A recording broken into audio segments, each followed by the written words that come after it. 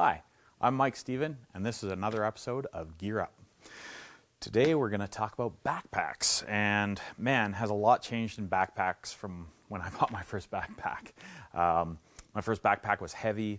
You definitely got hot spots on your shoulders and your hips and stuff like that because they fit and the foam was decent, but man, have things changed. Starting with taking the time to size a backpack properly to you. So this tool is designed to go around your waist. And in here, the iliac crest, which is the top of your hip bone, is designed, when this is buckled and centered in front of you, will tell you what size of hip belt you wear. So believe it or not, you can get a medium hip belt with a long torso if that's what you need. And how you measure your torso is, again, that iliac crest being in the correct place, buckle centered in the middle, and then your T7, which is your kind of not T7, C7. Your C7 is when you bend over, it's the vertebrae that sticks out a little bit. And where that vertebrae sticks out on this scale here tells whether you're an extra small, small, medium, large, or extra large torso. So you're getting the correct waist fit and the correct torso fitting. So that's something that's unique to some of the new hiking backpacks that are out there. Other backpacks are a little bit more simple, have a small, medium, and a large, extra large, so there's just different sizings. That's not talking about the load capacity of the backpack, that's talking about the size of the torso and the hip belt and stuff like that. So, like I say, in your heavy hiking backpacks, the ones that you're going to be throwing 50, 60 pounds in, it's really important to have that really, really good fit.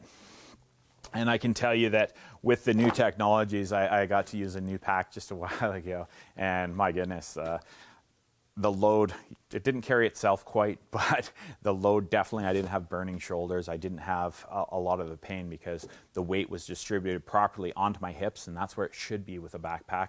Most of the weight should be onto your hips and actually holding on your hips, not your shoulder straps. Your shoulder straps just kind of stabilize the load a little bit.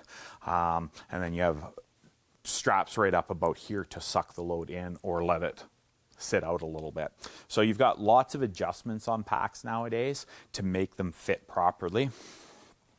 Not only do backpacks have kind of some pretty techy stuff on the inside of them, like really breathable mesh so that when you're sweating it out on a hot hike, you can be a little bit more comfortable.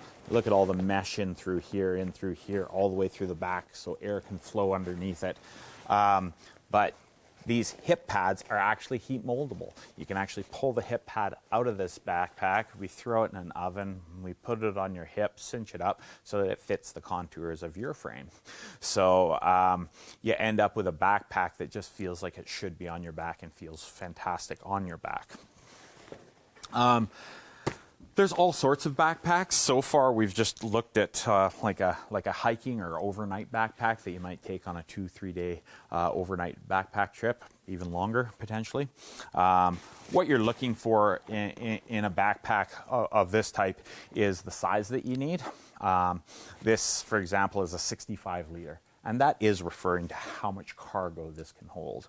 It can basically hold 65 liters of water, and it's fully, and it would be full.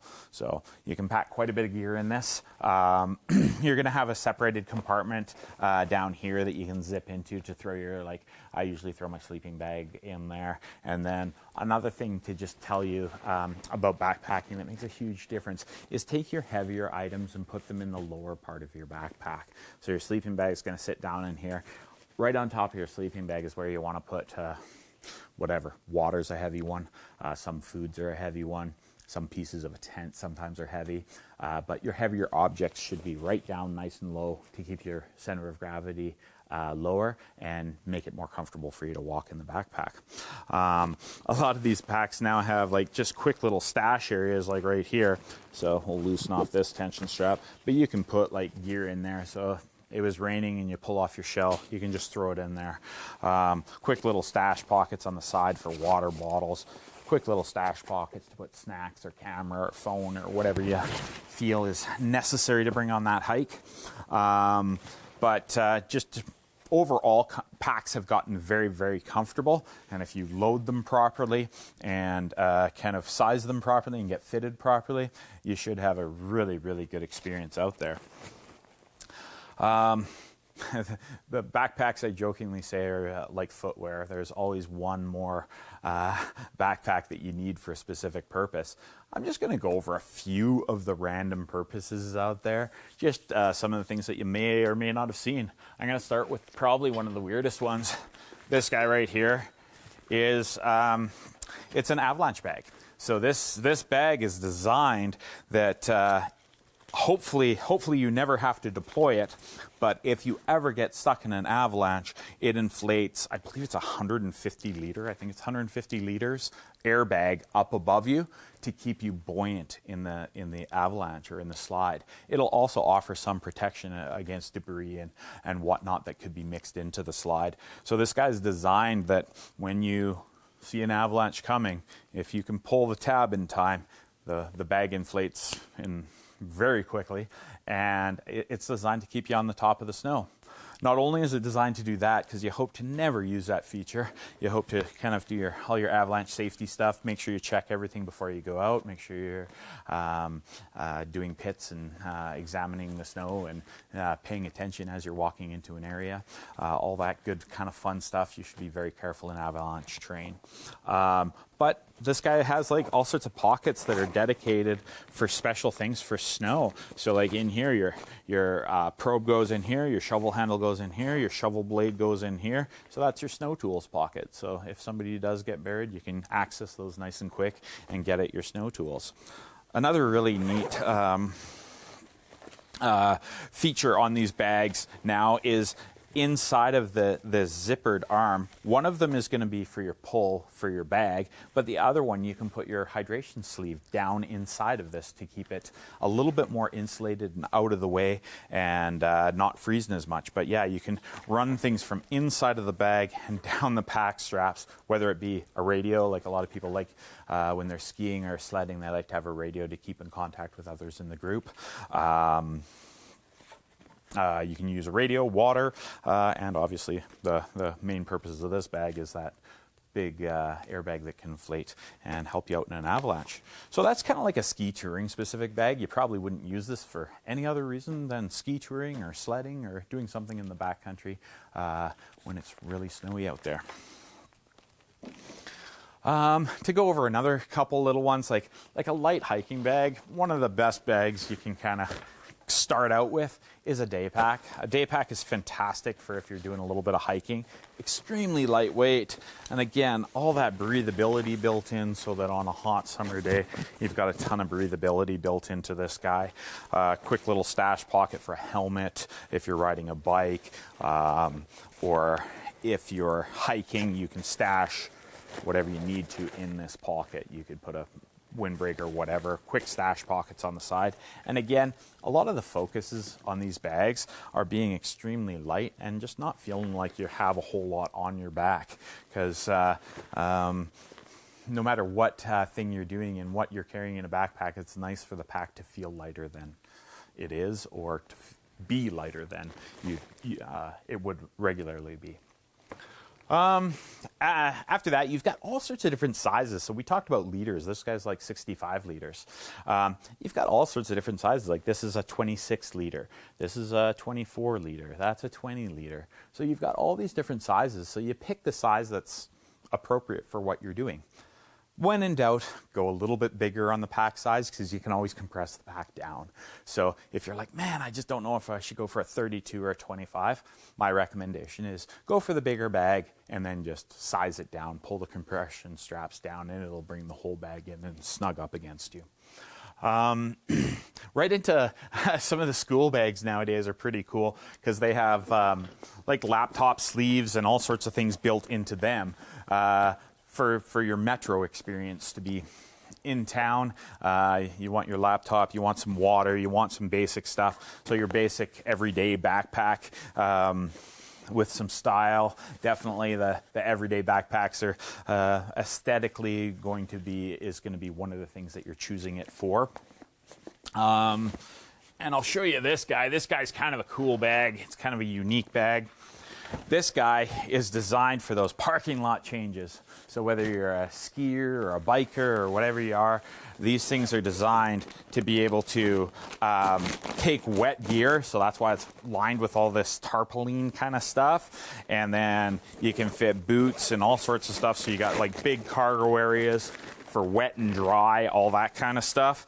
And if you keep zipping, you've got, again, more areas in there. And then you still have the main compartment, which is all the way in there. So that if you're out biking or out skiing, you can have your ski boots in there, your helmet, everything, and you can have everything organized and set it up in the parking lot. I believe somewhere on this bag, it could be just right here that is the foot pad, but there's actually built-in foot pads to a lot of bags that you zip a flap open so that you can stand in the parking lot and not get your feet wet while you're sliding your ski boots on, or whether you're sliding your biking shoes on and all that kind of stuff. But definitely bags that manage gear in different ways. You're going to have waterproof bags. So super important for those people living on the coast or doing lots of kayaking or need to use their backpack, whether it be rain or shine. So when you get into waterproof stuff, you can confidently put your laptop into it or put your gear into it and be confident that you're not going to damage that equipment. So waterproof stuff usually has this kind of look to it. The real durable waterproof kind of has this, I don't know what you'd call it, but like kind of like a shiny look to it. You can get duffel bags in this, all sorts of things for traveling downriver and whatnot. A lot of people use the duffel bags. So the last backpack I want to show you has a unique feature that I really enjoy. A lot of people call it back access. It's basically just access through the back of the pack. And why I think that's important, especially in the snow, it's important, but it's also nice in the summertime for when you're hiking. And I'll show you how it works. It's actually designed to work with the backpack on. So this is you kind of hiking or skiing or doing whatever you're doing. You want to get into the main compartment of your backpack. You loosen off the top strap, take it, spin it, and now you zip open the back access port and you've got access to everything in your bag. Not only do you have access to everything in your bag, but you have like a little working surface if you're putting your skins off or you're changing your goggles or you're doing whatever. But this back access feature is a really nice feature to allow you to be able to grab things out of your backpack quickly and be able to work on things. But I think I've probably shown you that there's all sorts of different backpacks out there, and depending on what you do, you can find a backpack that's very specific for what you like to do, or you can find a backpack that can cover a multitude of things. There's definitely those out there that can do that. I hope this helps you with your backpack selection and picking out the right backpack for you. I'm Mike Stephen, and this is Gear Up.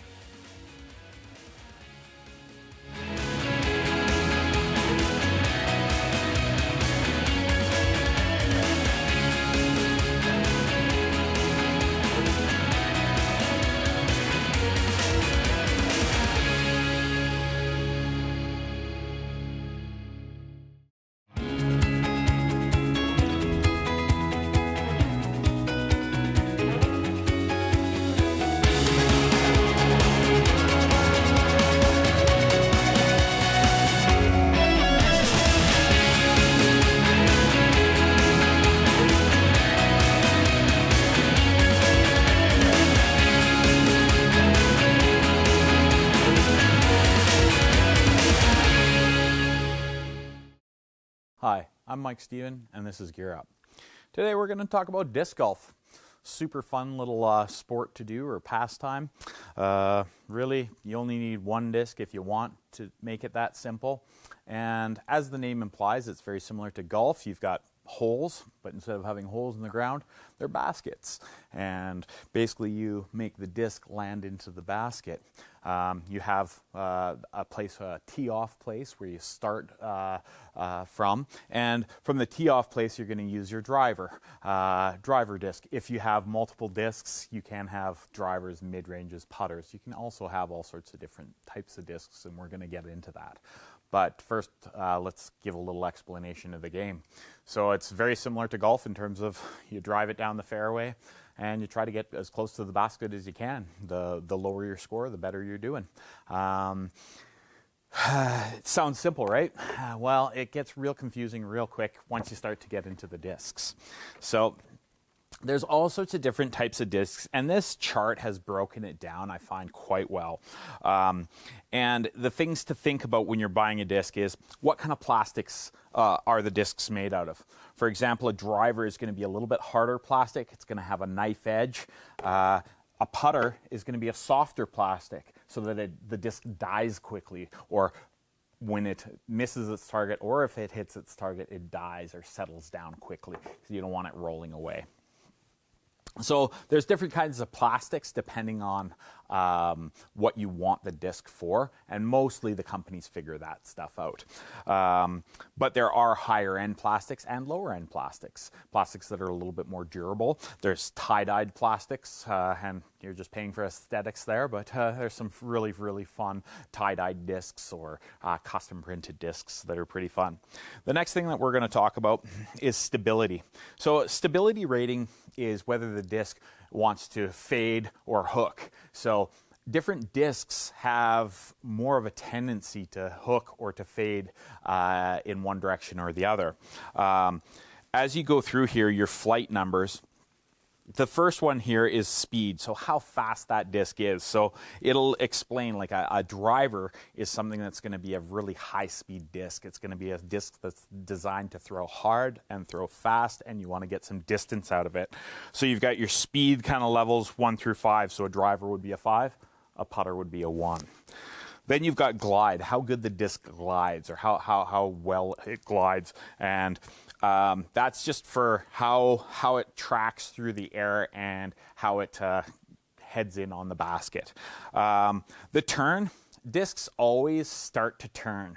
And whether you throw forehand or backhand, so forehand being here, backhand being here.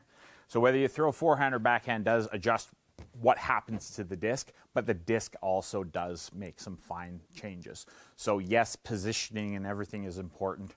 The positioning of your hand, the release, all that kind of stuff is super important with discs.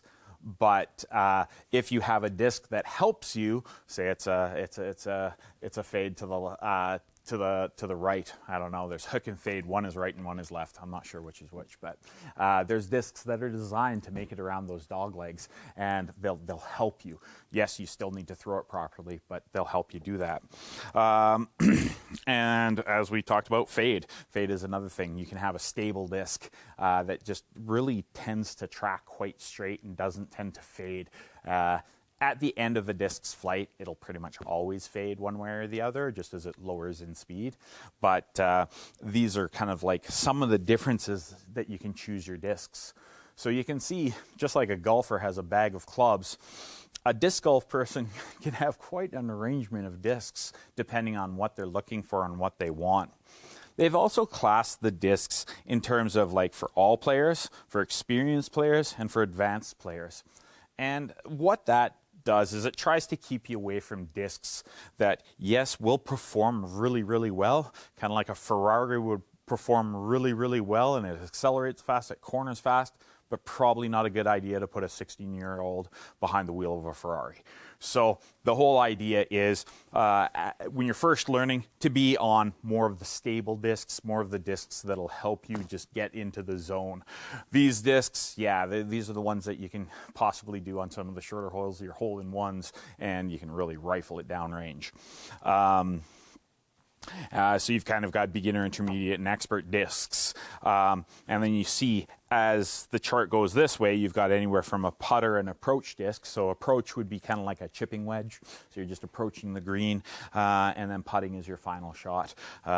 Usually under 20 feet, something like that. Depends on who you are. Your mid-range discs.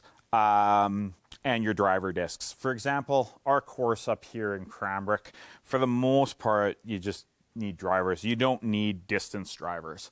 Distance drivers are definitely less stable if you throw them wrong, and but they can achieve the longest distance if you throw them properly.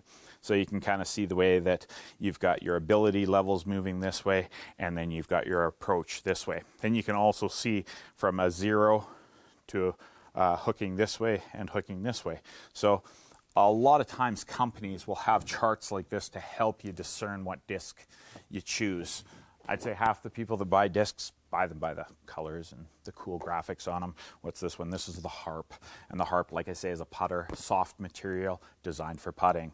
Your mid-range, this one is, what is this? V-Rock. The V-Rock is a mid-range, so it's starting to get a little bit of a sharper point on it. And right on the disc, it gives you all those numbers that we were talking about in terms of the speed and stability and all that is written right on the disc.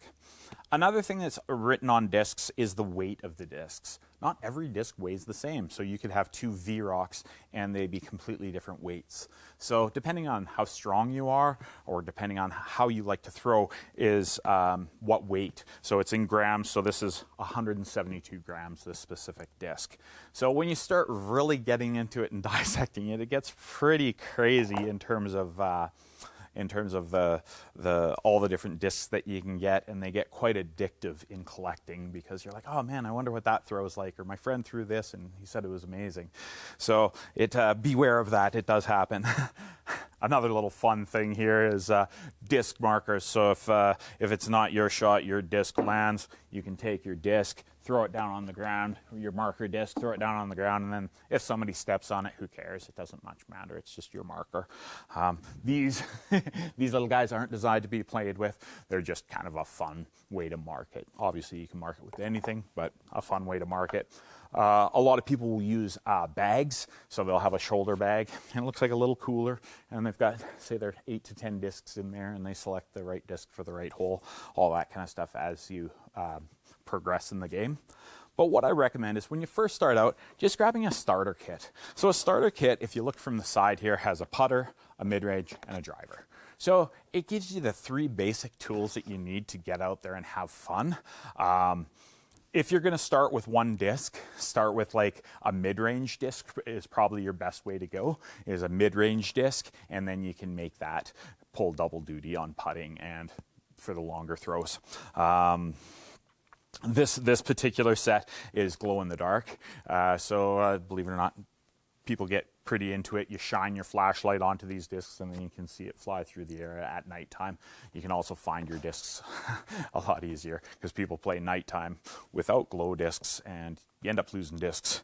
And unfortunately, the discs aren't super cheap, so you don't want to be losing too many discs. Most of the courses around, at least that I've encountered, most of them are free of charge. So it's kind of a neat little sport that you can go out with your family, and it's kind of like a walk in the forest with a point to it that you get to kind of figure out who kind of has the lowest score, and it's quite an enjoyable afternoon if you're in a town and you got to kill some time. Also, there is right to the pro level in this. Make no mistake that there are people that get very serious about this, and there's athletes that are paid to do this for a living. So you can take it as serious as you want, or you can take it as casual as you want. But disc golf is definitely one of those things to do on a summer evening that you'll enjoy, and will make a walk a little bit more fun. Hope this helps you out a little bit with disc golf. I'm Mike Steven, and this is Gear Up.